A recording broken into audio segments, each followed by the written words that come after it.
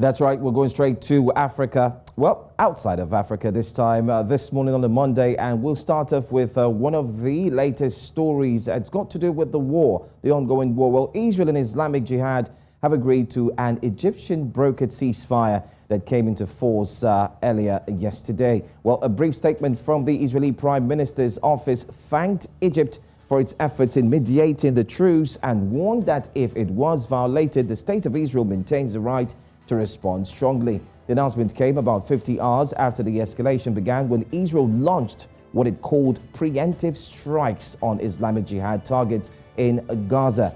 As during previous Gaza escalations, Egypt has taken a central role in efforts to bring an end to fighting between Israel and Palestinian militants.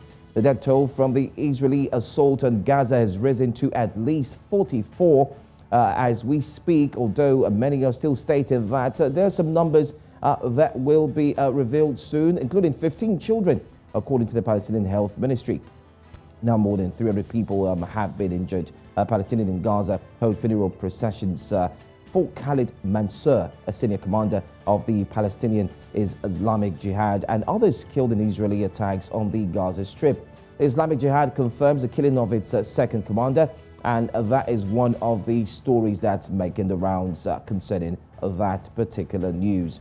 Let's move away now and go straight to that very important visit. U.S. Secretary of State Antony Blinken landed in South Africa on Sunday, kicking off a three-nation African visit as Washington scales up diplomacy to counter Russian influence on the continent. Let's tell you some more quickly.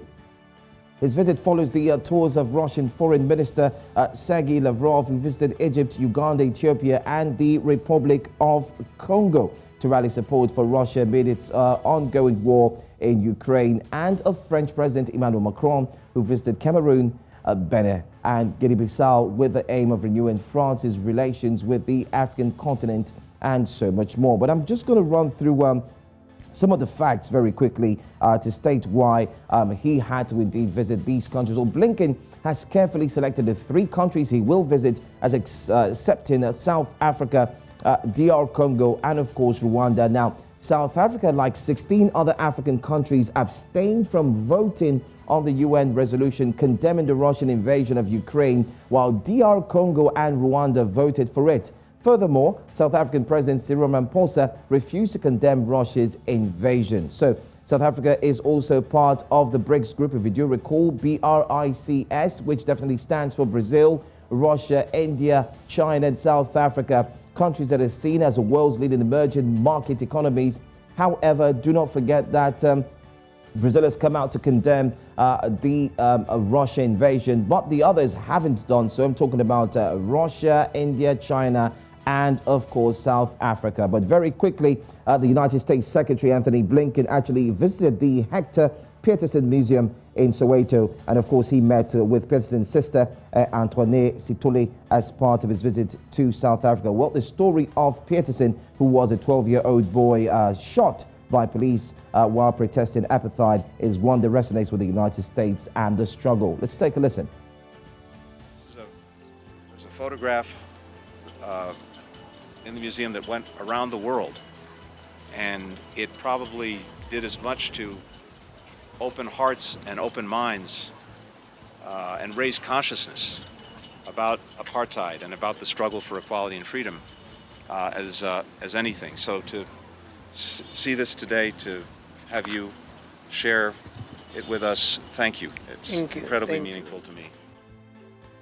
So I want us to continue with this, and what would you say is the main aim, the major aim of this visit to South Africa? Well, it's so simple, Sergei. One thing is the United States are looking to have African countries on their side and not wanting the African countries to be on the side of Russia. So the South Africa visit is targeted at doing one thing: to get the likes of Cyril Ramaphosa to condemn the Russian invasion. So the question is, will Cyril Ramaphosa eventually have a video or come out to condemn the Russian invasion of Ukraine?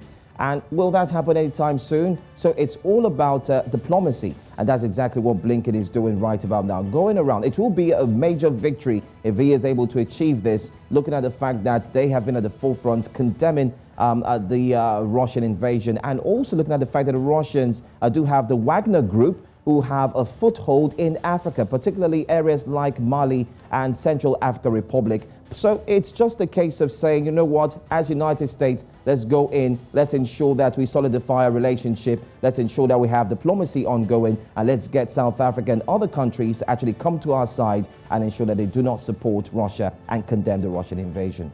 Well, I'm not sure how likely that would be for Cyril Ramaphosa, because if you remember a few days ago, sometime last week, I believe, he put out a very, very long message, you know, basically painting a picture of what his thoughts are, you know, towards the West and the influence in Africa and some of all those, you know, some of all the things. So it might be a, you know, a little difficult, you know, to convince him, but we'll see how it goes. Absolutely. Especially, yeah, we certainly will. There's only one, I mean, there's no fixed way to determine how this would play out, but I guess at the end of the day, we would eventually, whatever is done in the secret will come to the open and we'll find out what his thoughts are on this. All right. Absolutely. But anyway, thanks a lot, Joe. Very interesting one. And of course, we always love your journey across, you know, the other countries in the world. Anytime. Thanks for joining us.